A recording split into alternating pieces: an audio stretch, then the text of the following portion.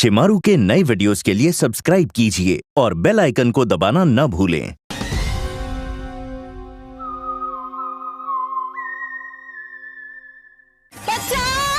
रुक जा नहीं तो मैं तुझे मार दूंगा। बचाओ मुझे। रुक जा नहीं तो मैं तुझे मार दूंगा। कोई है? बचाओ मुझे, बचाओ। रुक जा नहीं तो मैं तुझे मार दूंगा। रुक जा। मुझे माफ कर दो। क्यों मारना चाहते हो मुझे? क्या बिगाड़ा है मैंने तुम्हारा? मैं तुझे क्यों मारना चाहता हूँ ये तुझे कभी भी नहीं पता चलेगा। कट।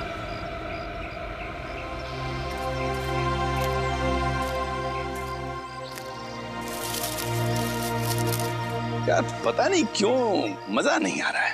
राइटर ने इतना अच्छा इस सीन को लिखा है पर तुम दोनों इस सीन को उस मंजिल तक नहीं पहुंचा पा रहे हो। माफ कीजिएगा सर। एक और बारी कोशिश करते हैं। हाँ अच्छा विजय, तुम अपने डायलॉग के पॉज पे ध्यान दो, बहुत फास्ट बोल रहे हो। Okay okay sir. अच्छा शीतल, एक काम करो, तुम इस बार इधर से नहीं, तुम इस तरफ से भागो और वहां जाके गिरना। ओके चलो। ओके चलो, get ready, roll sound, roll camera. कुल्हाड़ी की कसम, scene number 150, shot 1, take 5, action. रुक जा मैं तुझे मार दूंगा। रुक जा मैं तुझे मार दूंगा। कट। शीतल, तुमने सब गड़बड़ कर दिया। तुम इतनी जल्दी क्यों गिरी? तुम्हें और भागना था। यार क्या बोलूं मैं, तुमने सब गड़बड़ कर दिया यार, और भागना था। इतनी जल्दी क्यों गिर गई तुम? सर वो पता नहीं, आप पैर में आके कुछ अटक गया और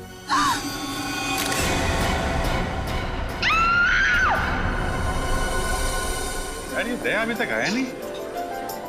आजकल अपने पुराने दोस्तों को भूल गया वो। कैसे वक्त होगा सर, नए दोस्त बना लिए, लेके गए होंगे घुमाने के लिए कहीं।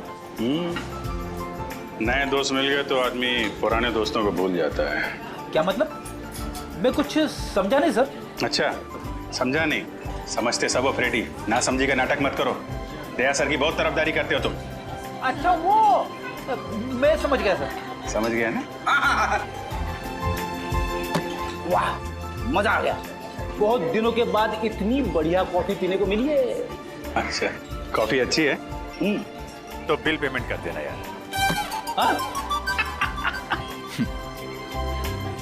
वैसे सर आपको मानना पड़ेगा, आप अपने पुराने दोस्तों को नहीं भूले। तो फिर कहाँ लेके गए थे डॉक्टर तारिका को खाने पे? संयोग के बाद? अरे संयोग हो तो गया, और उसके जाने के बाद हम लोग खाने। तुमने सही कहा रजत, मैं अपने दोस्तों को नहीं भूलता फ्रेडी, चाहे वो नए हो या पुराने हो। अरे मैं तो कहता हूँ कि डॉक्टर तारिका को भी यहाँ पे बुला लेते। क्यों? वो क्या है, सालूम के साहब का चेहरा देख देख के बोर हो गई होगी ना बेचारी। ये बात तो सही कही तुमने, लेकिन वो हैदराबाद गई है ना। हैदराबाद? क्यों सर? राखी आ रही है ना, तो उनका कोई सगा भाई नहीं है। हैदराबाद में एक कजिन है, तो उन्हीं को हर साल राखी बांधने जाती है। वैसे सर सगा भाई या सगी बहन ना होने का अकेलापन मैं समझ सकता हूँ। मेरी भी कोई सगी बहन नहीं है ना, वैसे तो कोई कजिन भी नहीं है, बस एक मुंह बोली बहन थी, गीता। ठीक, मतलब आप कहाँ हैं? सर बचपन में मेरी पड़ोसी थी, हर राखी पर मुझे राखी बांधा करती थी। फिर स्कूल के बाद मुझे हायर स्टडीज के लिए बाहर जाना पड़ा। जब लौटा तो देखा कि गीता वहां से चली गई थी। सर तब से हर साल उसे राखी पर बहुत मिस करता हूँ। उम्मीद करता हूँ जहाँ भी होंगी बहुत खुश होंगी, और तुम्हें भी उतना याद करती होंगी जितना तुम उन्हें याद करते हो। आप चिंता मत करो, मैं भगवान से प्रार्थना करूंगा कि वो तुम दोनों को जल्द से जल्द मिला दे। इस बार की राखी आपके लिए खुशियां लेके आएगी।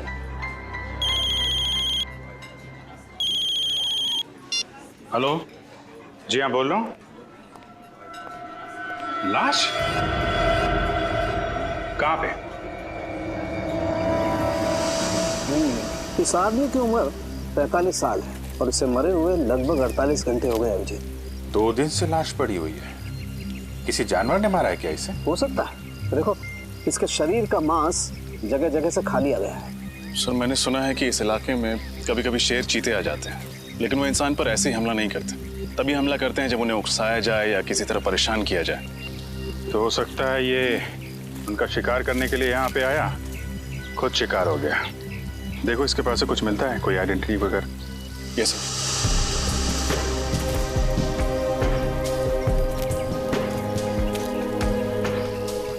जेबें खाली हैं सर। ना कोई आइडेंटिटी है, वॉलेट भी नहीं। वॉलेट नहीं है। कहीं ये खून लूटपाट के लिए तो नहीं हुआ? लुटेरों ने पैसे के लिए इसका खून कर दिया और फिर लाश की ऐसी हालत कर दी जैसे कि किसी जानवर ने खाया हो। अभिजीत, इसे जानवर ने खाया या ये किसी आदमी का काम है, ये तो फॉरेंसिक लैब में ले जाकर के पता चलेगा, जहाँ इसके शरीर की अच्छी तरह से जांच हो। ठीक है, वहाँ डॉक्टर तारिका भी हैं आपकी मदद के लिए। तो नहीं, मेरा ये मतलब नहीं था सर। रजत, तुम देखो आसपास कुछ मिलता है क्या, तब तक मैं इधर थोड़ा। यस जी। तो आप शॉट के लिए वहाँ से भागते हुए इस तरफ आई और लाश से आपका पैर टकराया और आप गिर गई, है ना? जी सर। आपने बताया कि कई बार आप वहाँ से भागते हुए आई, बार बार भागना पड़ा आपको ना? जी सर, ये 5वां टेक था। 4 बार टेक हुआ मगर ओके नहीं हुआ। तो 4 बार जब आप भाग के आई तो आपको ये लाश नहीं दिखाई पड़ी? सर, वो मुझे सर ने पहले उस तरफ से भागने को बोला था और बाद में फिर इस तरफ भागने को बोला, तो आखिरी टेक में मेरे भागने की दिशा ही अलग कर दी थी। आपने बोला? जी सर, मैंने कहा था मगर मुझे नहीं पता था कि यहाँ पे लाश पड़ी है। कितने दिन से शूटिंग कर रहे हैं आप लोग यहाँ पे? सर, जंगल में आज पहला और आखिरी दिन है। फिल्म का क्लाइमेक्स शूट कर रहे थे हम लोग, और पता नहीं आज कुछ काम हो पाएगा कि नहीं। यहाँ पे एक लाश पड़ी हुई है इस हालत में और आप फिल्म में अटके हुए हैं। सर, ये ब्रेसलेट मिला है सर, वहाँ झाड़ियों में पड़ा हुआ था। लड़की का लगता है। आपका ब्रेसलेट है ये? नहीं सर। ये ब्रेसलेट कोई पहचानता है? जी नहीं सर। सर हो सकता है ये ब्रेसलेट उस लुटेरे के हाथ से गिर गया हो। ये भी हो सकता है कि लूटने वाला कोई लड़की हो।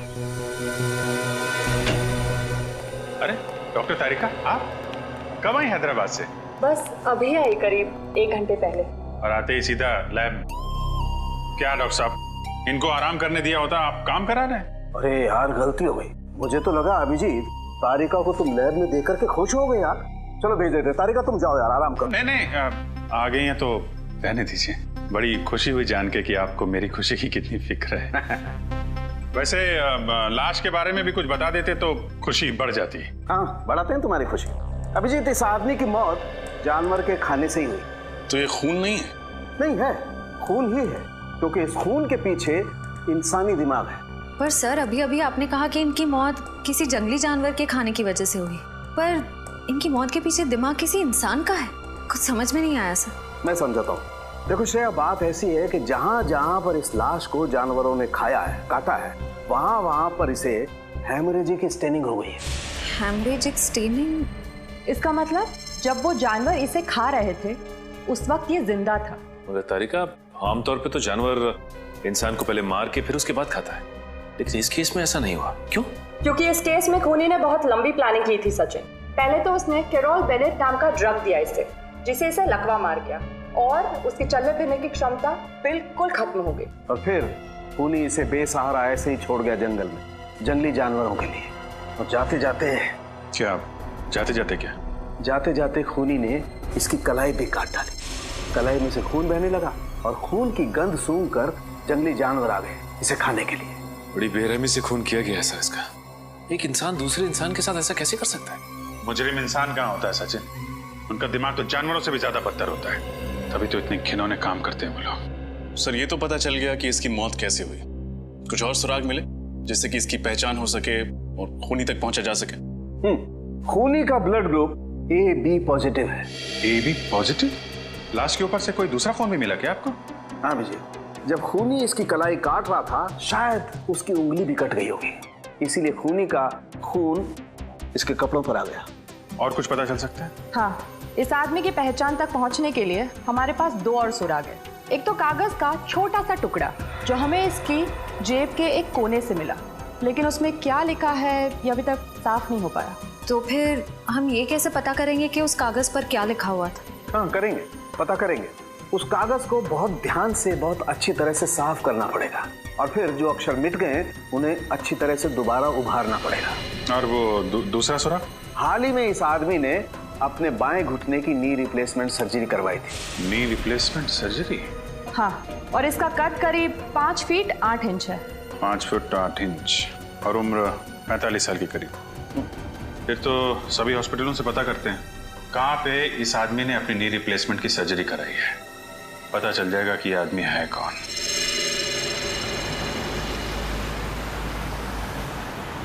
तो उस आदमी का नाम शेखर कुमार है, जिसकी लाश हमें मरकटाला के जंगल में मिली। हाँ सर, वो एक माइक्रोबायोलॉजिस्ट है और आरबी रिसर्च सेंटर में काम करता है। RB research centre? हाँ सर। वैसे सर ये माइक्रोबायोलॉजिस्ट होता क्या है? साइंस नहीं पढ़ी क्या? श्रेया बताओ। पंकज, माइक्रोबायोलॉजिस्ट वो होता है जो माइक्रो ऑर्गेनिजम्स को स्टडी करता है, उस पर रिसर्च करता है। ओह, सर ये माइक्रो ऑर्गेनिजम्स क्या होता है? पंकज, सबसे छोटे जीव जंतु होते हैं, उन्हें माइक्रो ऑर्गेनिज्म कहते हैं, जैसे बैक्टीरिया, वायरस। समझ गए? सर तो फिर मैं किस श्रेणी में आता हूँ? तुम्हारी श्रेणी जरा अलग है। एक काम करते हैं, आरबी रिसर्च सेंटर में चल रहे हैं ना, वहाँ पे पूछ लेना। Okay sir. ओके, अब जरा जल्दी चलें। आइए सर। सर मैं इस रिसर्च सेंटर का हेड हूँ, प्रकाश, और ये लैब असिस्टेंट रंजीत, ये प्रिया। और आप? मैं गीता, शेखर की पत्नी। शेखर की पत्नी? लेकिन हमें तो बताया गया था कि शेखर अकेले रहते हैं, उनका कोई आगे पीछे है ही नहीं। दरअसल सर कुछ समय से इनकी आपसी अनबन चल रही थी, लेकिन फिर भी सर दोनों में बहुत प्यार था। इनफैक्ट शेखर जी के लापता होने की रिपोर्ट गीता जी ने लिखवाई थी। सर जब आपने शेखर के बारे में मुझे बताया तो मैंने ही गीता को यहाँ बुलवा लिया। गीता जी, आपका दर्द हम समझते हैं। आप यकीन मानिए, शेखर के खूनी को हम जल्द से जल्द पकड़ लेंगे। प्लीज उसे छोड़िएगा मत। क्या आप सबको किसी पर शक है? शेखर का कोई दुश्मन या? नहीं, शेखर सबके साथ मिलजुल कर काम करता था। आखिरी बार आपने शेखर को कब देखा था? कब मिले थे आप लोग? सर शुक्रवार शाम को करीब 7 बजे वो यहाँ से गया था और ये कहकर गया था कि कल 9 बजे आ जाऊंगा सुबह, लेकिन वो आया नहीं सर। कभी मरकटाला के जंगल का जिक्र किया था उसने बातचीत के दौरान? मरकटाला के जंगल? नहीं सर, कभी नहीं। जब शुक्रवार को शेखर यहाँ पर आए थे तो उनका बिहेवियर कैसा था? कुछ घबराए हुए थे, परेशान थे? नहीं सर, ऐसा तो कुछ नहीं था, रोज की तरह ठीक ठाक ही थे। गीता जी, आप शेखर से आखिरी बार कब मिली थी? सर मैं तो बहुत वक्त से उनसे नहीं मिली हूँ। ठीक है, आप लोग थोड़ा कोऑपरेट कीजिए और हमें अपना नाम और ब्लड ग्रुप लिखवा दीजिए। Blood group? वो क्यों सर? कुछ नहीं है, फॉर्मेलिटी है बस। Pankaj. Ranjit, blood group O positive. Prakash, B+। Priya, B positive. Geeta, AB positive. Sir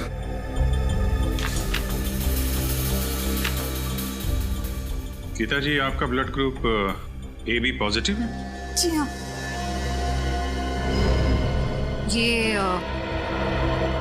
ये ब्रेसलेट आपका है? हाँ, लेकिन ये आपको कहाँ से मिला? मैं तो इसे कब से ढूंढ रही हूँ। ये हमें शेखर की लाश के पास से मिला है। गीता जी, आजकल ऐसी बहुत सी केसेस आती है हमारे सामने। कभी कोई प्रेमी अपने प्रेमिका को मारता है तो कभी पत्नियां अपने पति का खून करती है। एक साथ 7 जन्मों का साथ निभाने का वादा लेते हैं, लेकिन समझ में नहीं आता एक जन्म तक वादा नहीं निभाते हैं। क्यों? बस खून कर डालते हैं एक दूसरे का। सर मैंने किसी का खून नहीं किया, मैंने शेखर को नहीं मारा। हंसती खेलती जिंदगी थी हमारी और अचानक हम अलग हो गए। लेकिन इसका मतलब ये नहीं कि मैं शेखर से इतनी नफरत करती थी कि मैं उनका खून कर दूं। लेकिन सारे सबूत आपकी तरफ इशारा कर रहे हैं गीता जी, और ये मत सोचिएगा कि आपके आंसुओं से हमारा दिल पिघल जाएगा। अगर आपको लगता है कि खूनी मैं हूं तो चढ़ा दीजिए फांसी। सर मैं वो गीता? राजन, ओह माय गॉड, तुम इतने सालों बाद? इतने साल? मैं CID ऑफिसर बन गया। तुम भी CID में हो? हाँ। रजत, तुम जानते हो इन्हें? हाँ सर, ये गीता है मेरी मुंह बोली बहन। सर बहन? मुंह बोली बहन? तो फिर बेहतर होगा रजत कि तुम अपनी भावनाओं को इस केस के आड़े ना आने दो। मैं कुछ समझा नहीं सर। गीता शेखर की पत्नी है और शेखर का खून हुआ है और शेखर के खून का इल्जाम गीता पर है। What? ऐसा नहीं हो सकता सर। मैं गीता को बचपन से जानता हूँ, ऐसा कुछ नहीं करेगी। रजत, मैं भी कब से इन्हें यही समझाने की कोशिश कर रही हूँ, लेकिन ये लोग हैं कि मेरी बात पर भरोसा नहीं कर रहे। सर मैंने तो आपको बताया था ना गीता के बारे में, आप कुछ क्यों नहीं बोलते? रजत, रिश्ते अपनी जगह हैं और ड्यूटी अपनी जगह है। फिलहाल सारे सबूत यही कह रहे हैं कि गीता ने शेखर का खून किया है। रजत, मैंने किसी का खून नहीं किया। मैं तुम्हारी कसम खाकर कहती हूँ, और मैं तुम्हारी झूठी कसम तो नहीं खाऊंगी ना। मैं जानता हूँ गीता, सर जरूर इसे कोई फंसाने की कोशिश कर रहा है, किसी की सोची समझी चाल है। सर, सालुंके साहब की रिपोर्ट के हिसाब से शेखर के कपड़ों पे जो खून लगा था वो गीता जी का है। ये कैसे हो सकता है? सिर्फ इतना ही नहीं गीता जी, आपके जूतों पे जो मिट्टी लगी थी वो भी मरगडाला के जंगलों की है, जहां से शेखर की लाश मिली थी हमें। लेकिन सर, मैं तो कभी उन जंगलों में गई नहीं। अगर मरकडाला जंगल में गई नहीं तो फिर वो मिट्टी कहां से आई आपकी जूतों पर? और आपका खून AB पॉजिटिव, जो एक रेयर ब्लड ग्रुप है, वो खून कहां से आया शेखर के कपड़ों पर? सर, पिछले हफ्ते मैंने रक्तदान किया था। हो सकता है ना कि गड़बड़ वहीं से हुई हो। रक्तदान? कहाँ किया था ये रक्तदान? ZN के हॉस्पिटल। सर मुझे पूरा यकीन है कि किसी ने गीता का ब्लड वहां से चुराया होगा और शेखर के कपड़ों पर डाल दिया होगा। और वो जूतों पर लगी हुई मिट्टी वो भी किसी और ने लगा दी? क्यों? और वो ब्रेसलेट जो शेखर की लाश के पास से मिला वो भी किसी ने डाल दिया? एक बात समझ में नहीं आती रजत, कि अगर कोई गीता को फंसाना चाहता है तो इतनी लंबी प्लानिंग क्यों करेगा? गीता, तुम्हारा कोई दुश्मन है जो तुम्हें फंसाना चाहता हो? नहीं भैया, मेरी जहन में तो ऐसा कोई नहीं है। सर हो सकता है शेखर का कोई दुश्मन हो जो उसका खून करके इल्जाम लगाना चाहता हो गीता पर, लेकिन मैं ऐसा होने नहीं दूंगा। मैं उस खूनी को पकड़ के ही रहूंगा। गीता, अगर तुम बेगुनाह हो तो तुम पर आज भी नहीं आने दूंगा। ये एक भाई का वादा है अपनी बहन से।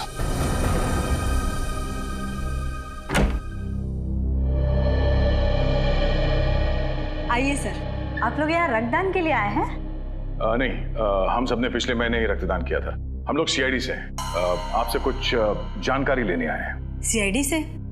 पर बात क्या है सर? पिछले हफ्ते आपके अस्पताल में जो रक्तदान शिविर लगा था उसमें इस औरत ने रक्तदान किया था। इनका नाम गीता है। सर दरअसल हमारे हॉस्पिटल के लिए ये शिविर लोकप्रिय NGO ने आयोजित किया था। अगर इन्होंने रक्तदान किया था तो हमारे रजिस्टर में उनका नाम जरूर होगा। मैं अभी रजिस्टर चेक करके बताती हूँ। वैसे इनका पूरा नाम क्या है?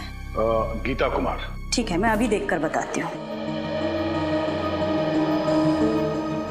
हाँ सर, इन्होंने रक्तदान किया है। रक्तदान किया था? हाँ, पर क्या? पर उनका AB पॉजिटिव खून का पाउच हम तक पहुंचा ही नहीं। पहुंचा ही नहीं? ऐसे कैसे हो सकता है? ऐसा ही हुआ है सर। हो सकता है NGO वालों से खून का पाउच गुम हो गया हो। गुम हो गया? सर कहीं रजत सर का अंदाजा सही तो नहीं है? हो सकता है। क्या नाम बताया इस NGO का? लोकप्रिय NGO। लोकप्रिय NGO। इनका ऑफिस कहाँ है?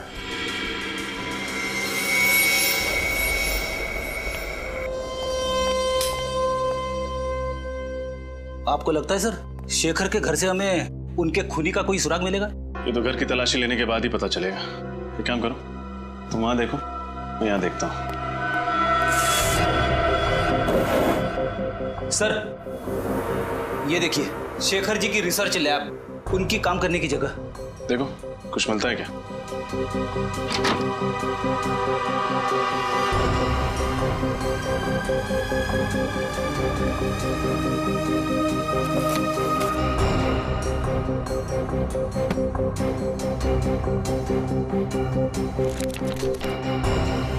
छोड़ी, कुछ मिला? अभी तक तो नहीं सर। घर से ना ही कोई सामान चोरी हुआ है, ना ही हाथापाई के कोई निशान है। इसका मतलब शेखर को घर से नहीं कहीं और से अगवा किया गया।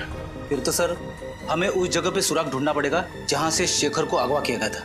मगर सवाल ये उठता है कि उन्हें अगवा किया तो किया कहां से? एक सेकंड, तुम्हारे सवाल का जवाब ये देगा। ये तो कैमरा है। एक वायरलेस स्पाई कैम। इसका मतलब शेखर जी पे कोई जासूसी कर रहा था। वही होगा, वो खूनी।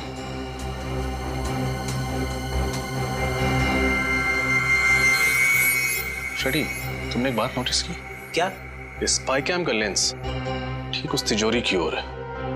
मतलब सर, उस तिजोरी में जरूर कुछ ऐसी चीज है जो शायद इस जुर्म की जड़ है। देखते हैं।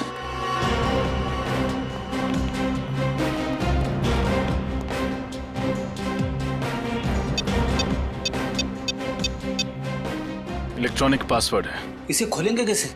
ये तो किसी एक्सपर्ट से खुलवाना पड़ेगा और साथ ही ये भी पता लगवाना पड़ेगा कि ये स्पाई कैम किसने खरीदा और कहां से।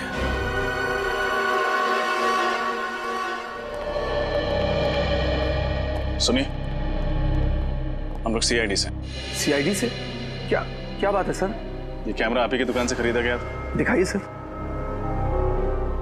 एक्सेल के 457D6। हाँ सर, आप लोग ठीक कह रहे हैं। ये कैमरा तो अभी मैंने ही बेचा था, करीब 10 दिन पहले। आपको याद है किसको बेचा था आपने? वैसे हर ग्राहक की सूरत पहचानना नामुमकिन है, लेकिन उस आदमी को मैं भला कैसे भूल सकता हूँ। क्यों भाई, ऐसी क्या खास बात थी उसमें?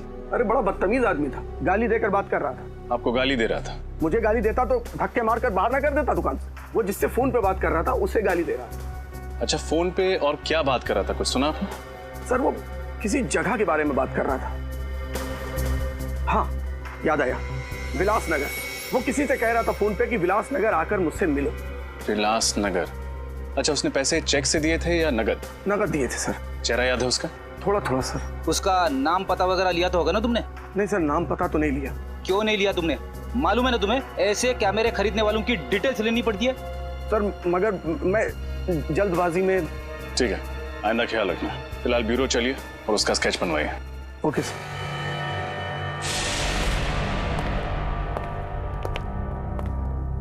कहिए सर, मैं आपकी क्या मदद कर सकता हूँ? हम लोग सीआईडी से हैं। पिछले हफ्ते आपने जेडन के हॉस्पिटल के लिए एक रक्तदान का शिविर आयोजित करवाया था। वो तो हम अक्सर करते रहते हैं। तो हमें ये बताइए कि ये गीता जी क्या आपके यहाँ रक्तदान करने आई थी? देखकर बताता हूँ। हाँ हाँ, इन्होंने रक्तदान किया था। तो फिर इनके खून का पाउच हॉस्पिटल के ब्लड बैंक में पहुंचा कैसे नहीं? क्या खून हॉस्पिटल नहीं पहुंचा? ये कैसे हो सकता है? ऐसा ही हुआ है, आपके एनजीओ में से किसी ने खून चुराया है। अच्छा, जब आप ये शिविर लगाते हैं तो कौन कौन लोग मदद करते हैं इसमें? सर कुछ एनजीओस होते हैं, कुछ वॉलंटियर्स हैं जिनकी मदद से ये शिविर आयोजित किया गया था। शिविर में खून का चोरी होना नामुमकिन है सर।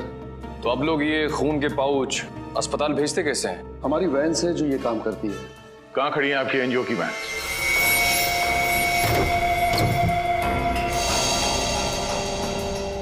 ध्यान से देखो, कुछ ना कुछ जरूर मिलेगा यहाँ।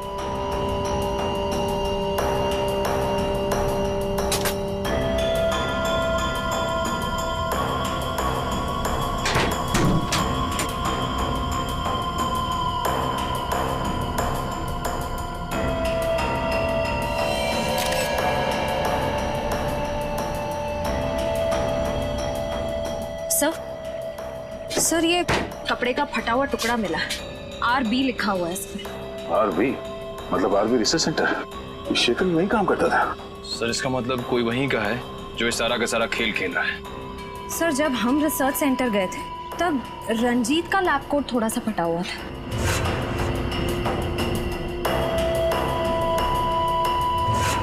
कहीं सबके पीछे उसी का हाथ तो नहीं? रंजीत?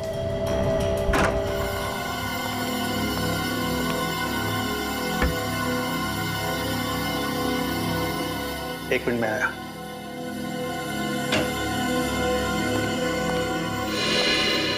आप लोग सर, खूनी मिल गया क्या? हाँ मिल गया, रंजीत नाम है उसका, और अगले 10 सेकंड में ये हाथ उसके गाल पे छपेगा। ये आप क्या कह रहे हैं सर? मैंने शेखर को नहीं मारा। ये फटा हुआ कपड़े का टुकड़ा तुम्हारी लैब कोट का है ना? हाँ, तो इससे क्या साबित होता है? ये कपड़ा हमें एनजीओ की वैन से मिली थी और उसी ब्लड डोनेशन कैंप में तुम वॉलंटियर भी बने थे। हाँ मैं बना था। समाज सेवा करना तो अच्छी बात है ना सर? समाज सेवा की आड़ में गुनाह करते हो। गुनाह? हाँ, पहले तुमने गीता का खून चुराया और फिर हमें गुमराह करने के लिए वहां शेखर की लाश के पास डाल दिया और वहां पे वो ब्रेसलेट फेंक दिया। क्यों? ये आप क्या कह रहे हैं सर? शेखर मेरे भाई जैसा था, मैं भला उसे क्यों मारूंगा सर? हमने तुम्हारी पूरी कुंडली निकाल ली है। शेखर को पता चल गया था कि तुम इस रिसर्च सेंटर से दवाइयां चुराते थे, कालाबाजारी करते थे उनकी, और उन्हें ऊंचे दाम में बेचते थे दूसरे हॉस्पिटल्स में। और जब शेखर ने तुम्हें धमकी दी कि जो सबके सामने तुम्हारे काले कारनामों की पोल खोल देगा, तो तुमने उसे ऊपर पहुंचा दिया। सर ये बात सही है कि मैंने रिसर्च सेंटर के साथ धोखा किया है, लेकिन खून जैसा बड़ा और गंभीर अपराध करने की तो मैं सोच भी नहीं सकता सर।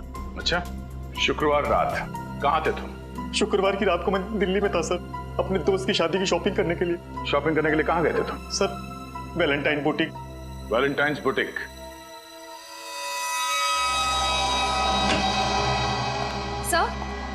सर रंजीत सच कह रहा है। जिस वक्त शेखर का खून हुआ उस वक्त वो वाकई दिल्ली में ही था, वैशाली नगर के वैलेंटाइन बुटीक में शॉपिंग कर रहा था। रंजीत दिल्ली में ही था? तो फिर अगर रंजीत ने नहीं फंसाया तो फिर गीता को फंसाया किसने? सर मुझे इस बात की बहुत खुशी है कि आपको भी अब लगता है कि गीता निर्दोष है। तो जब तक असली मुजरिम पकड़ में नहीं आता, मैं हर किसी को शक की नजर से ही देखता हूँ। सर, उस कैमरे की दुकान वाले ने स्केच बनवा दिया सर। बड़ा चटा हुआ बदमाश लगता है ये। कंप्यूटर में चेक किया? हाँ सर, मैच करा के देखे लेकिन मैच नहीं हुआ। फिर लगता है कोई नया खिलाड़ी है सर शायद ये सिर्फ कोई मोहरा ही है जिसे असली खूनी ने पैसे दिए होंगे शेखर के घर में कैमरा फिट करने के लिए। सर। हाँ अभिजीत, तिजोरी खुल गई? हाँ सर, तिजोरी भी खुल गई और उसके अंदर का खजाने का भी पता चल गया। सर ऐसा क्या था उस तिजोरी में? शेखर के रिसर्च पेपर। सर शेखर एक बहुत ही खतरनाक बीमारी मोंडिलोविटियस पे रिसर्च कर रहा था। ये वायरस से होती है। शेखर ने इस बीमारी का इलाज ढूंढ निकाला। मोंडिलोविटियस, इस बीमारी का नाम सुना है सर, इसका तो दुनिया में कोई इलाज नहीं था। तो फिर अभिजीत, इस दवाई की वजह से ही शेखर का खून हुआ है, इस दवाई की वजह से ही। और कोई तो था जिसे शेखर के इस दवाई की रिसर्च में दिलचस्पी थी। शायद उसी आदमी ने उस तिजोरी के बिल्कुल सामने कैमरा फिट कर दिया, और जब शेखर इस दवाई बनाने में कामयाब हो गया तो उसने शेखर को खत्म कर दिया। सर हो सकता है खूनी ने दवाई भी चुरा ली। क्या बात है भाई, बड़े खामोश हैं आप लोग। कोई गुत्थी उलझ गई है क्या? नहीं सर, बल्कि सुलझ गई। हम खूनी के काफी करीब पहुंच गए सर। वेरी गुड, और नजदीक पहुंचा देते हैं। बॉस, ये है वो कागज जो मैं उस लाश की जेब में से मिला। HOLAD। HOLAD? होटल या हॉस्पिटल हो सकता है। सचिन चेक करो कंप्यूटर में।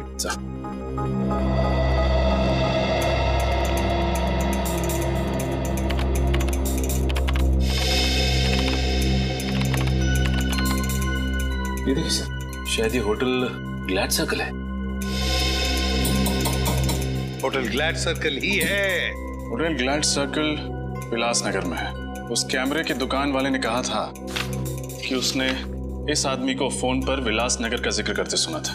तो फिर अभिजीत, पता लगाओ इस होटल ग्लैड सर्कल में हुआ क्या था। Vilasnagar, hotel glad circle. आज मेरी वाइफ का उपवास है, मैंने खाना नहीं खाया। तो ये बात मुझे क्यों बता रहे हो? अरे वो रेस्टोरेंट में आए ना, इसीलिए भूख लग गई। घर में भाभी भूखी है और तुम्हें खाना खाना है, घर जाके खाना। जी कहिए। आप यहाँ के मैनेजर हैं? जी हाँ, मैं ही हूँ, कहिए। हम लोग CID से।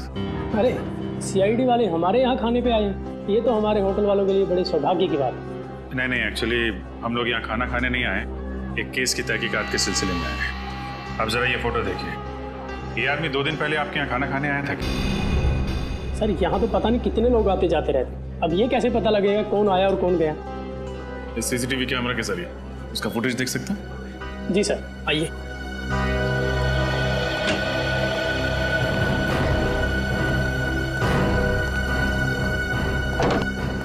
जी आइए। जरा परसों की फुटेज दिखाइए आप। जी सर। सर शेखर के पास वालों ने कहा था ना कि वो ऑफिस से 7 बजे निकला था, तो यहाँ 8 सवा 8 बजे पहुंचा होगा। 8 बजे के करीब भी दिखाइए। जी सर।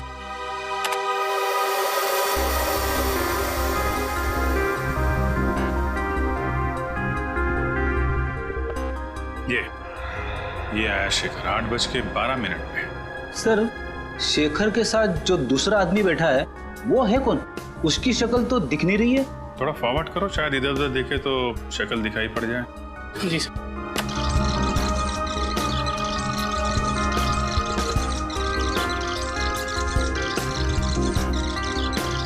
सर शेखर तो गुस्से में उठ के चला गया। शायद उसकी बहस हुई उस आदमी के साथ। इस आदमी के साथ बहस हुई और यहाँ से वो गुस्से में निकला, लेकिन घर नहीं पहुंचा। हो सकता है इस दूसरे आदमी ने ही काम तमाम कर दिया शेखर का। एक मिनट पॉज करो जी। यहाँ पे जूम करना, थोड़ा और, थोड़ा और।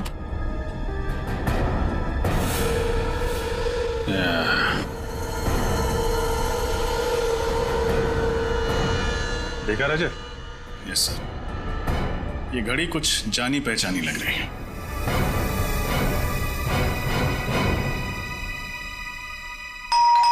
कौन है इस वक्त? आ रहा। जी कहिए। हम लोग सीआईडी से। प्रकाश जी अगर पे साहब तो बाहर जाने वाले और जल्दी में भी है। आप लोग? आई एम सॉरी, लगता है हम लोग गलत वक्त पर आ गए। आप शायद कहीं बाहर जाने वाले थे? जी तुम अंदर जाओ। जी कई दिनों से मैंने कोई फिल्म नहीं देखी थी, तो एक अच्छी सी फिल्म लगी, मैंने सोचा देखा था। अरे वाह प्रकाश जी, आपके एक माइक्रोबायोलॉजिस्ट की मौत हो चुकी है और आप फिल्म देखने जा रहे हैं। देखिए सर, शेखर की मौत का गम मुझे भी है, लेकिन इसका मतलब ये नहीं कि मैं अपनी जिंदगी जीना छोड़ दूं। ये बात तो है। वैसे आपको थिएटर जाने की जरूरत नहीं पड़ेगी, हम आपको फिल्म दिखाएंगे। फिल्म? फिल्म का नाम है शेखर की मौत। शेखर की मौत? जी हाँ, और फिल्म का हीरो है शेखर, जो मारा जाता है। और मारने वाले का नाम यानी कि विलेन का नाम है प्रकाश, यानी आप। समझ में नहीं आ रहा है, आप लोग ये क्या बकवास कर रहे हैं? अरे आप सीआईडी से हैं, इसका मतलब ये नहीं कि आप मुझ पर कुछ भी इल्जाम लगाते जाएं। हम बेबुनियाद इल्जाम नहीं लगा रहे हैं आप पर। आप शेखर की जासूसी कर रहे थे ना? जासूसी? हाँ जासूसी। ये कैमरा सबूत है इस बात का। जी वो क्या ये वो क्या जबान क्यों लड़खड़ाने लगी तुम्हारी? सर ये सच है कि मैंने शेखर की जासूसी की थी, लेकिन आप मेरा यकीन मानिए, मैंने उसे मारा नहीं। अगर आपने उसे मारा नहीं तो फिर उसकी जासूसी क्यों कर रहे थे? क्योंकि उसने एक खास वैक्सीन का आविष्कार किया था। अगर वो उसे इंटरनेशनल मार्केट में बेच देता, अरबपति बन जाता। लेकिन शेखर के लिए दौलत से ज्यादा मायने रखता था देश प्रेम। वो अपना ये वैक्सीन भारत सरकार को देना चाहता था। विदेशी कंपनियों को अपने देश की धरोहर बेचकर वो अपनी तिजोरी नहीं भरना चाहता था। जी हाँ, उसकी यही आदर्शवादी विचार मुझे पसंद नहीं थे। देश से प्रेम मैं भी करता हूँ, इसका मतलब ये नहीं कि हम अपने बारे में सोचना छोड़ दें। और आपने अपने बारे में सोचा। आपने पहले शेखर की जासूसी की, फिर उसका फॉर्मूला हथियाया, और जब आपका काम हो गया तो आपने उससे अपने रास्ते से हटा दिया। आप ये कैसी बातें कर रहे हैं? शेखर मेरा दोस्त था, मैं उसे क्यों मारूंगा? क्योंकि आप उसका फॉर्मूला हथियाना चाहते थे। उससे समझौता करने के लिए आपने उसे होटल ग्लैड सर्कल में बुलाया, लेकिन जब उसने आपकी बात नहीं मानी तो आपने उसे खत्म कर दिया। देखिए सर, ये सच है कि मैं उससे वहां मिला था, लेकिन उस मुलाकात के बाद मैं होटल क्लॉकवुड में चला गया। होटल क्लॉकवुड? जी। क्या करने गए थे आप वहाँ? सर ऐसे ही ड्रिंक्स लेने। Soft drinks? सर मैं वहाँ शराब पीने गया था, मुझे ज्यादा चढ़ गई थी तो मैंने सोचा कि क्यों ना होटल में चेक इन कर लूं। मैं वहीं रुक गया, रात भर वहीं था। कहानियां तो नहीं बना रहे हो? देखिए सर, मुझे जो कुछ पता था मैंने आपको सच सच बता दिया है। इसके बाद भी अगर आपको यकीन नहीं होता है तो आप होटल क्लॉकवुड में फोन कर लीजिए। फोन करेंगे, आपको पता चल जाएगा कि मैं रात को वहाँ था या नहीं था। That's it. बिल्कुल पता करेंगे। आपके पास होटल का नंबर है? जी है। दीजिए। ये लीजिए। होटल क्लॉकवुड, सीनियर इंस्पेक्टर रजत सीआईडी से। अच्छा, 3 दिन पहले आपके यहाँ प्रकाश जी ठहरने आए थे? हाँ वही, आरबी रिसर्च सेंटर के हेड आए थे। ठीक है, थैंक यू। मतलब प्रकाश जी सच बोल रहे? पूरा सच नहीं बोल रहे। क्या मतलब? मतलब ये कि अभी भी हमसे कुछ छुपा रहे हैं। मैंने आपको सब कुछ बता दिया सर। लेकिन आपने ये नहीं बताया कि शेखर के घर में ये कैमरा किसने फिट किया था? सर ये कैमरा गुल्लू की मदद से फिट किया था। गुल्लू? जी। कौन गुल्लू? जी वो चोरी के इल्जाम में 2 हफ्ते से जेल में है। सर लगता है इनकी कहानियां खत्म नहीं होने वाली है। एक काम करते हैं, इनको ब्यूरो ले जाते हैं, वहीं सुनेंगे इनकी कहानियां।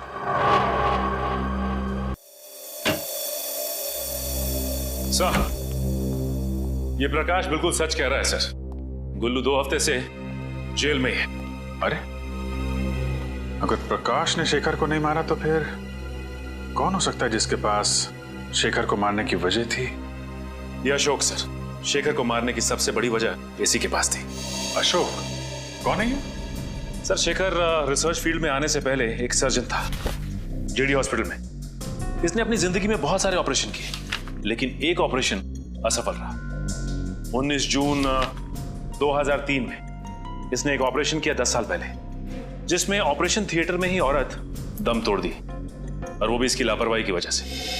और इस बात का इतना बड़ा सदमा लगा इस शेखर को कि इसने ये फील्ड ही छोड़ दी। उसके बाद इसने माइक्रोबायोलॉजी पर रिसर्च शुरू कर दी।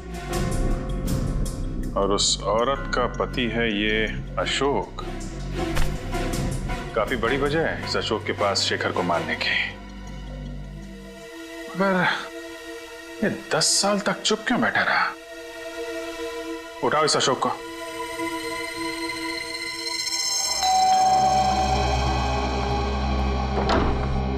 जी कहिए। जी हम लोग सीआईडी से। अशोक जी हैं घर पर? आप अशोक जी से मिलने आए हैं? हाँ, मगर आप ये किस लिए पूछ रही है? नहीं, बस थोड़ी सी हैरानी हुई। ज्यादातर उनसे कोई मिलने नहीं आता, इसलिए। अच्छा, खैर हम उनसे मिलना चाहेंगे। आइए।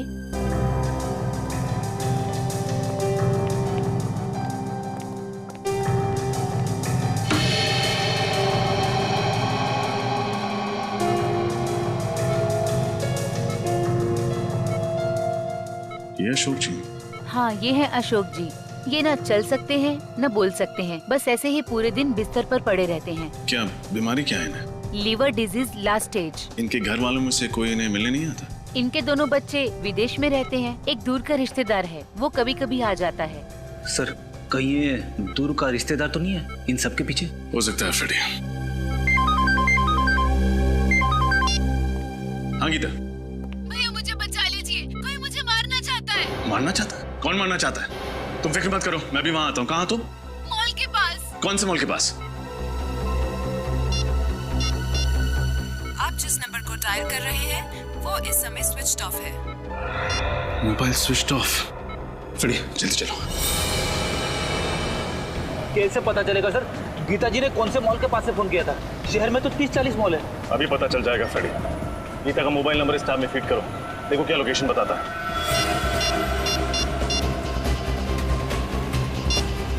सर, गीता जी का मोबाइल मॉल से आगे निकल गया। मॉल से आगे निकल गया? हाँ सर। कहाँ? शहर से दूर, पनवेल हाईवे की तरफ। पनवेल हाईवे की तरफ? अरे ये क्या हो गया? क्या हुआ? गीता जी का मोबाइल ट्रेस होना बंद हो गया। ट्रेस होना बंद हो गया? हाँ सर। एक काम करो, मोबाइल कंपनी को फोन करो, देखो वो ट्रेस कर पाते हैं कि नहीं।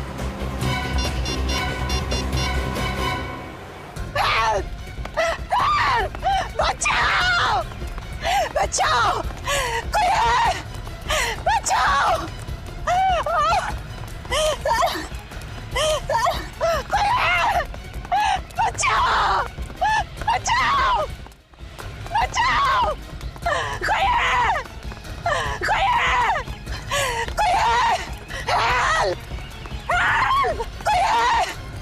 बचाओ! कौन हो तुम? और क्यों मेरा पीछा कर रहे हो? क्यों मारना चाहते हो मुझे? तुम भी उसी वजह से मरोगी जिस वजह से मैंने शेखर को मारा था।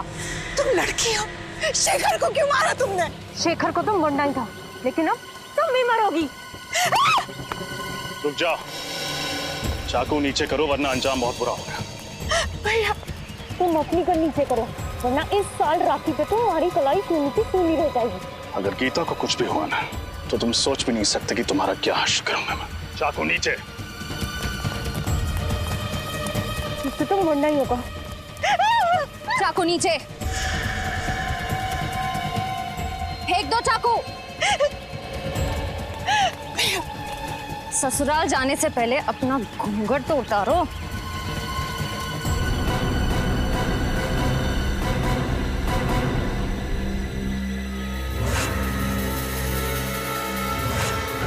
प्रिया, तुम? हाँ मैं। शेखर ने तुम्हें सहारा दिया, तुम्हारे लिए इतना सब कुछ किया, तुम्हें नौकरी दी, और तुमने शेखर को ही मार दिया। हाँ, मैंने ही शेखर को मारा है और इस बात का मुझे कोई अफसोस नहीं। भागती कहाँ हो?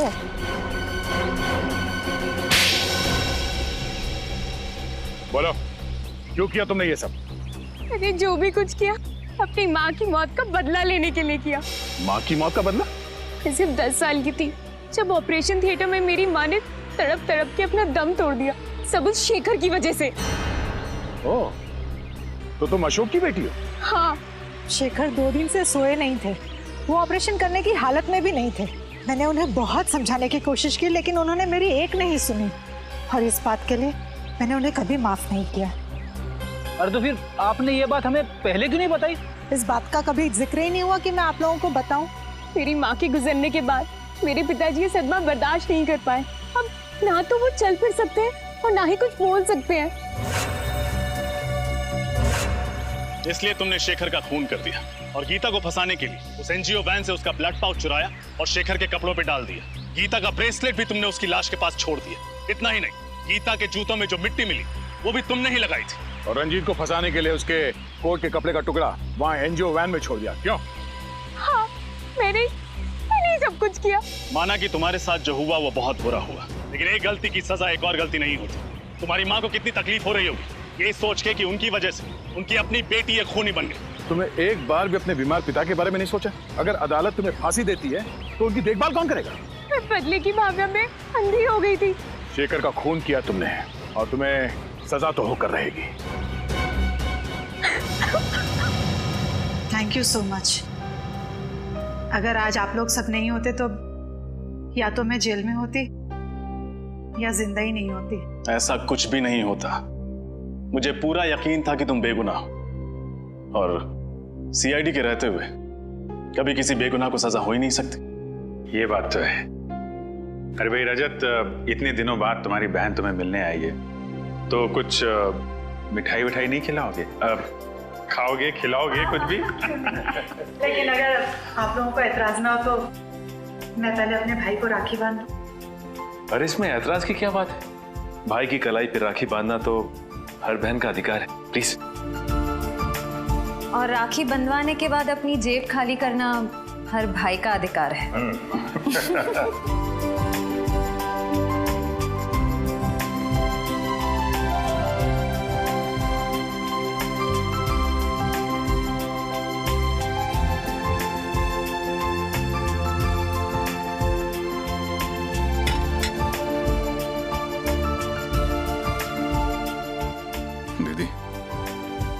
नहीं जानती मैंने इस पल का कितने सालों से इंतजार किया।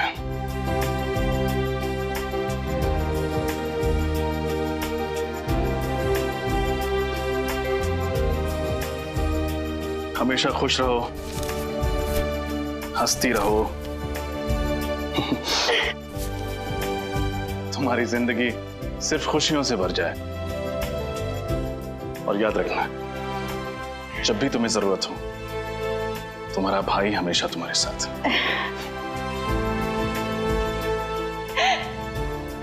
आप दुनिया के सबसे अच्छे भाई हो।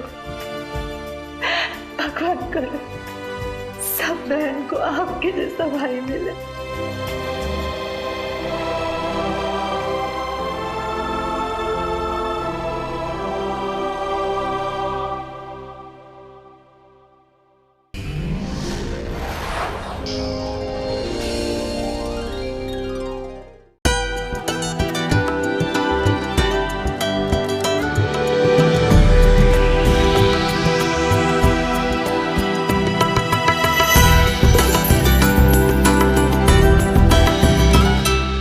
ये वही कमल का फूल है जिसका बटन दबाने से 20 साल की सेना वाली नौकरी 4 साल के अग्निवीर में बदल गई। 400 रुपए वाला जो सिलेंडर 1100 रुपए का हो गया। देश का कर्ज 55 लाख करोड़ से बढ़कर 747.2 अरब डॉलर हो गया है। गरीबी की रेखा 40 करोड़ से बढ़कर 80 करोड़ हो गई। गरीबों पर अत्याचार कई गुना बढ़ गए। नोटबंदी से हजारों कंपनियां बंद हो गईं और लाखों युवाओं की नौकरी छीन ली गई।